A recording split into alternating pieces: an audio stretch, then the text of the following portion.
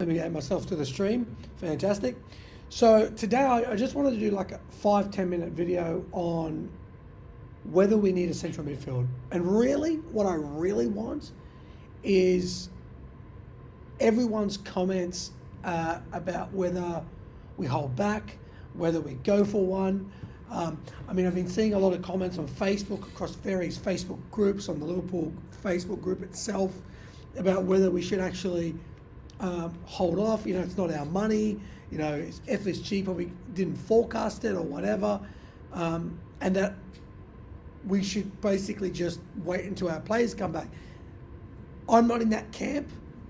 I'm in the camp that whether we had all of our squad or 8 midfielders, it didn't really matter. For me, even if we have a full set of fully fit, informed central midfielders, I still think we need a player that is unique to the current crop that we have. And I do agree with Klopp in one sense that 8 centre midfielders is a lot, but we're playing in a lot of competitions, Klopp, and then don't complain that we are playing in so many competitions and the boys are in so many playing very close together in terms of fixtures, because we have a large squad. So what is it? Do you trust the 8 that we really have, or that or you don't really, right? So we can have 8, we could have 15, we could have 20. It doesn't matter. You can put me on the books, but I'm going to be useless. So it doesn't really make any difference whether how many we've gotten. We've got how many central midfielders can really come into our team and make a huge impact. And I think that where we need most of that impact is a Frankie de Jong, a Gini Wijnaldum, which again, that could be a whole segment in itself, but let's just touch on that Wijnaldum just for a moment, right? Again, Liverpool fans split. He left. He ran his contract down. I read the comments. I'm watching what people are saying. I'm listening to what people are saying. I'm reading what people are saying. I'm watching the pundits. The big pundits in the UK. I'm watching the everyday pundit, across the globe. And everyone's sort of split. Everyone has a decision on whether we bring back a central midfielder. But Wijnaldum seems to be, for the most part, a nay, because, he ran down his contract, and, once you leave Jurgen Klopp, you don't sort of come back, which is fair enough. For me, I don't really care, but here's a question for you. If we didn't sign any central midfielder, especially in this centre midfielder crisis that we have, if you believe that the 8 that we've got is enough, which we've got so many injury-prone midfielders, probably need 15. But anyway, that aside, even if you think we have enough, does Wijnaldum coming back improve what we have? Of course he does. Does he bring something unique? Of course he does. So we're not letting pride get in the way of progress. I think we really got to be careful. We don't want pride getting ahead of progress. So for me, it's just we definitely need a central midfielder, even if we have all 8 back. If we're going to win the Premier League, we're going to need a midfielder that can take the ball, drive it forward, get into close positions, let Luis Diaz or Nunez or Salah sort of run into gaps and spaces for that nice little through ball and cut it, or have Robertson and Trent Alexander-Arnold running on the overlap to cross it back into our amazing new centre forward Nunez. So we need basically what I'm looking for is not just I think Thiago is a playmaker. Thiago is a playmaker, but he can get close and he can do those little balls, but does he really do it as well as, let's say, a ball carrier, or when we don't have possession, a Wijnaldum who's aggressive, who'll win the ball back, who'll take it and go forward? I definitely see that in young Harvey Elliott. I definitely think Harvey Elliott is that future player. I just think it's a lot to hang the boots on a young man like Harvey, and Harvey should be introduced with care, not so much pressure on his shoulders. Let the boy come in and enjoy his football. And as Darren was saying in episode number 2 of our podcast, bringing on Milner at 37 to change the game is very stretched. If we're going to win the Premier League, we need that centre midfielder. And for me, we needed him before, even when all 8 midfielders were not injured, right? because we're going into Crystal Palace, in my opinion, Elliott, Henderson, Fabinho, and Nunes, which should be enough to beat Palace, I admit that. But what happens when we play Manchester United, which probably is enough to beat Manchester United, but we have to be on our game. We have to be on it. I think bringing in a new centre midfielder brings the atmosphere up. Klopp said it has to make sense. Of course it has to make sense. It can't be... $63 million for Frankie de Jong makes sense. It makes sense.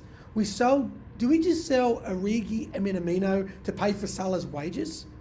Or does that at least lighten up the wage bill to bring in? I mean, from the outset, Barcelona are kicking out Frankie de Jong. Why is Liverpool going for him? We're Liverpool. Why would he want to go to Manchester United to win what? Sixth place trophy? They're not going to win anything. Look, I put Man United in my top 4. I definitely did that, but I don't see it happening unless they sign they're going to sign even if they did sign Frankie de Jong, it's still not enough. I mean, Bruno Fernandes looked fantastic when United signed him. He looks like a shell of that player now. The dressing room is probably a horrible culture in there. They've got to strip down that team and start again and let Ten Hag do his thing. Why would you go there? Chelsea is a better prospect. I admit that, 100% better than going to United. Big way, they can afford the wages. I get it, but the Chelsea system isn't going to work for Frankie. Look at Timo Werner. Look what happened there. They brought a gun striker, comes into Chelsea, different system, doesn't play it. Klopp, I think, in the Premier League, is the most adaptable manager in the world, right? In terms of his ability to take a player. He took Wijnaldum, a very attacking player, turned him into a centre midfielder, and turned him into a fantastic centre midfielder. Took Lallana, a winger at Southampton, made him a very good centre midfielder. Extremely good on starting the press. I'm very impressed. When we had Henderson, Wijnaldum, Lallana was a revolution in a time. It was amazing.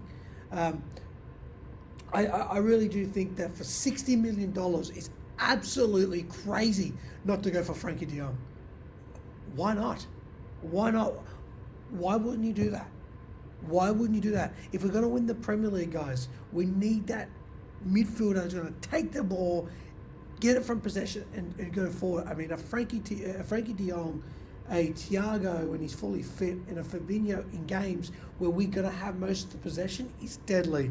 Henderson, Fabinho, and a Frankie de Jong when we're going to have to fight in that midfield a lot more against a team that are more hard on the press.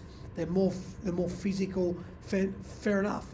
We're going to have the options to be more versatile. We're going to have, is that team that we're playing, are they going to be harder on us, or do we really believe that we're going to have the majority of the pressure, the possession, and they're going to sit back?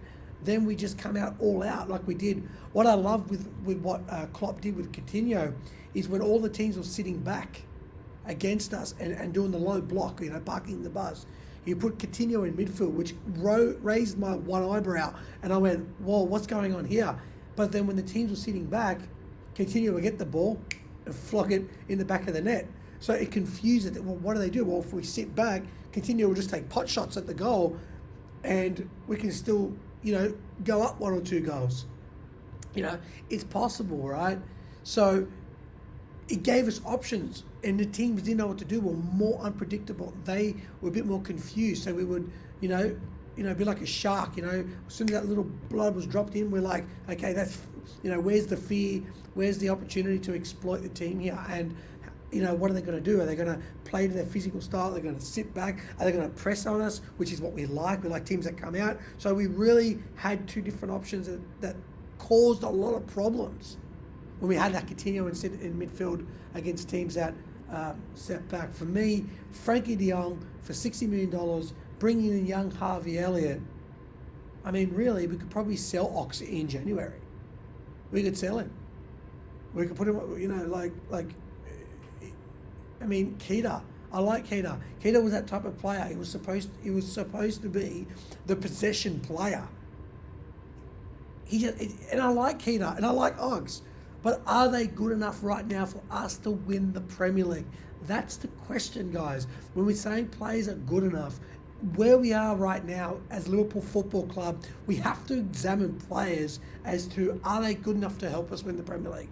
Getting rid of Mane, huge problem. As I said in the episode number 2, we should have left Mane for one more season while Nunes and Diaz really became adaptable to the league, and then at the end of this season say thank you very much, or maybe even January, just to make sure that the pressure is off initially. I would have done that. I think those are the decisions that are going to cost us the biggest prize. For me, I only want one competition this year, one trophy. I'm happy, and that's the Premier League. And it really doesn't look likely because Manchester City are just even better than what they were last season. And that's probably going to be hard. And I think if Chelsea do sign Frankie de Jong, and if they do happen to sign a striker, that's going to make it really, really hard. Tottenham are really good now, very good, very well drilled, very disciplined. Arsenal surprised me, very good. I mean, we've got a battle. Is our central midfielder really good enough? Really? We're older. We may not be able to run Henderson in the same amount of games this year. And it really depends on the teams that we play against. I would have kept Mane for one season and I would have brought in Frankie de Jong, and I'm pretty confident in that situation we would have won the Premier League. We would have done it. That's what I would have done. So guys, that's all I really wanted to say right now. That's my thoughts. Please give us a like. Please subscribe more than anything. If you're a Liverpool fan, if you're an Australian Liverpool fan, please subscribe. And even more importantly, guys, leave a comment. We want to hear from you. We want to start a conversation. We want to get a dialogue going. And I think it's going to be really exciting to see what we do this year. But at the same time, I believe we need a central midfielder if we're really going to have any chance at winning the Premier League this season. Thanks a lot, guys. It's Andy G from the Aussie Red Show. We're out.